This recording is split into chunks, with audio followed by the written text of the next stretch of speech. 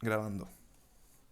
El día 1 de marzo de 1953 tuvo lugar la batalla de Durruti-Grado, en la que se cometió un intento de arrebatar la propiedad de la comuna, territorio ubicado al suroeste de la ciudad 34, y de dudosa propiedad y autonomía respecto al Estado, de manos de Durruti. La batalla finalizó con el bando invasor detenido y tropas del ejército ricardano ocupando la ciudad para el mantenimiento de la paz y la seguridad. A las 17 horas del mismo día, el canciller don Marqués de San Telmo emite un comunicado del gobierno en el que se anuncia la celebración de un juicio para determinar la propiedad de las tierras. El día 7 de marzo de 1953, el Hoy, programa computacional conocido como CyberRig, como sustituto de nuestro querido y difunto Rey, es encargado a la tarea de emitir juicio respecto al caso, cuya resolución, debido a la carencia de ordenamiento jurídico establecido, es de carácter meramente consultivo y no vinculante. Pasamos a la entrega de documentos por todas las partes. Empezamos por Don Durruti. Sobre por qué razones cree que la comuna le pertenece a él y no a los totalistas o al Estado ricardano. Punto número uno. Los totalistas, es decir, Goebbels y Yukov, no realizaron la debida documentación del testamento. Aquí se pone 40 chapas. 2. Cuando los totalistas expandieron el territorio de la comuna, él, es decir, Durruti, fue quien puso las chapas, 108 chapas, para ser exacto, para costear el trámite. 3.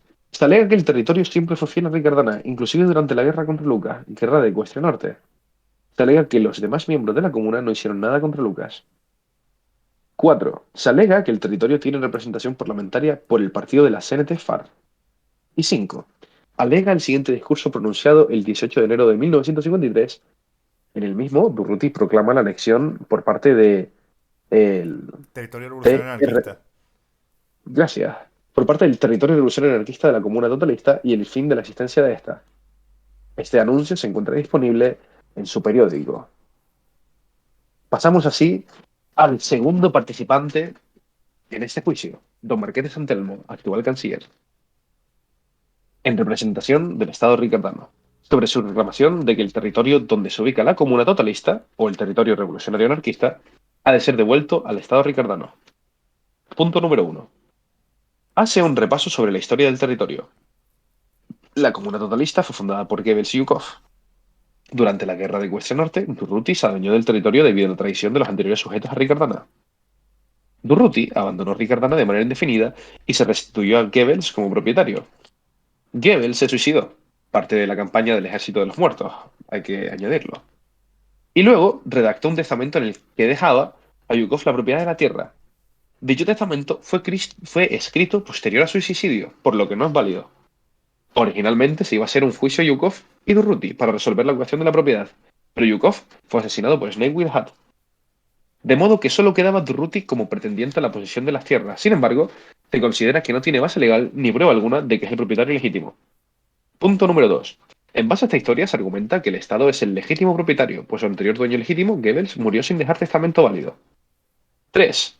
Se presenta la prueba de las horas de suicidio y redacción del testamento de Goebbels. El testamento de Goebbels a las 2:08 Canarias, es decir, las 14:08.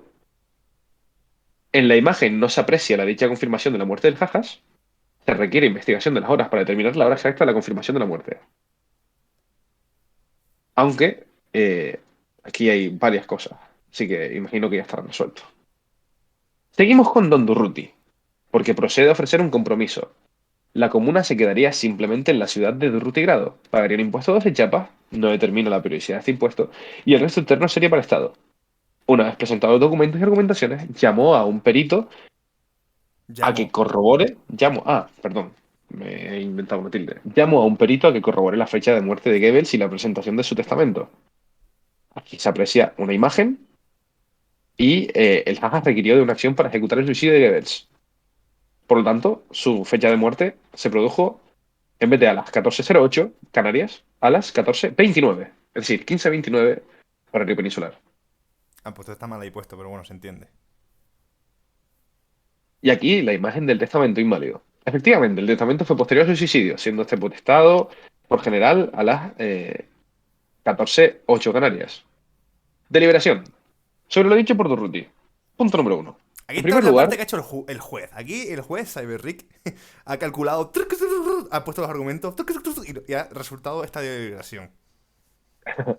sobre lo dicho por Durruti, en primer lugar, no encontró ninguna fuente que estipule un trámite específico para realizar el testamento, y menos que ese trámite valga 40 chapas, por lo que aunque el testamento efectivamente es nulo, lo es por otros motivos, su escritura post-mortem.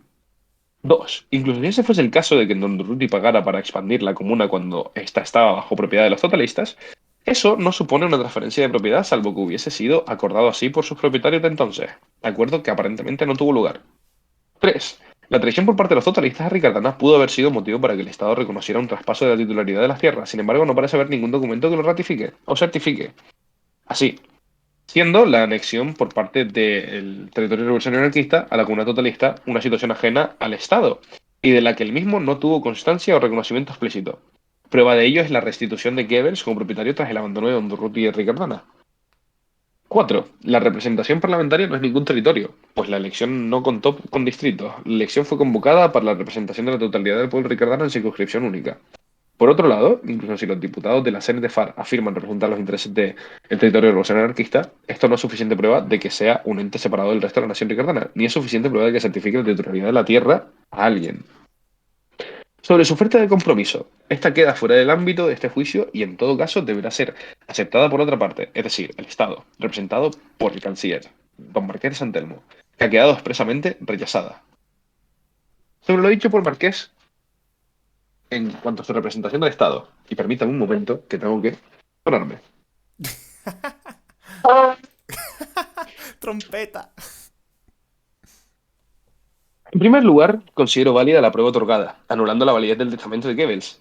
Y dado que tanto el original propietario Goebbels como su potencial heredero Yukov están muertos, se debe proceder a deliberar qué hacer en caso de muerte de los propietarios, antes que de forma directa transferir la titularidad al Estado o a algún otro ciudadano.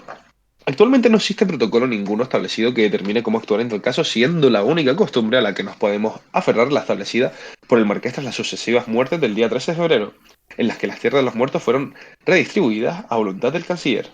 Sin embargo, dado el carácter extraordinario de dicha repartición, dada la situación política del momento, no es aconsejable aplicar esa solución a este caso. Quisiera recalcar que al final ninguna tierra fue arrebatada. Ah, lol.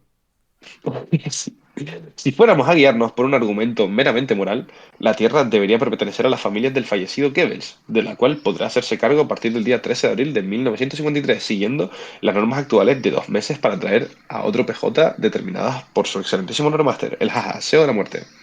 De modo que a partir del 13 de abril, si aparece, es decir, spawnea, un familiar del difunto Goebbels, este tendría legitimidad para reclamar la tierra de su familiar, pues la última titularidad, sin disputa alguna, fue de Goebbels. Sin embargo, dado que no existe ninguna fuente legal que afirme que el Estado se haga propietario de las tierras de un ciudadano en caso de su fallecimiento, ni tampoco que éstas pasen a un familiar futuro, podríamos, repito, a falta de proceder legal establecido, procedimiento legal establecido, imagino que dice, adjudicar la titularidad de esta tierra a algún familiar vivo presente, basándonos en el argumento moral previamente desarrollado. Echando un vistazo al árbol familiar de Goebbels, en azul, observamos que está casado con Gukos, muerto el 31 del 1 del 53, y que tiene adoptados como hijos a Yukov, muerto el 15 de febrero del 53, y a Recap y Wen, ahora bajo el nick de Heinrich Trans. Bastante bonito. Por lo que siendo estos dos los únicos familiares vivos del último propietario legítimo del territorio, y a falta de cualquier otro argumento salvo el moral, estipulo la resolución que la titularidad de propiedad del territorio en cuestión le pertenece a la familia de Goebbels, quedando así los hermanos Herkap y Wen como sus titulares. 2. La necesidad del Parlamento de establecer un proceder legal en el caso del fallecimiento de un terrateniente. Sigue Rick, a 7 de marzo de 1953. Y así queda el futuro de la comuna totalista o el territorio revolucionario anarquista. Queda determinado. Oficialmente, bueno, a ver, repito, esto no tiene ningún tipo de vinculación jurídica. Pero el juicio, con todas las pruebas, con todos los datos y con todos los argumentos, determina que Hercap y Helric Trans son los titulares de esa tierra. ¿Qué Claro, pero opina usted, señor nos presentamos ante otra dificultad, porque me parece una manera que no había tenido en cuenta, pero puede ser válida.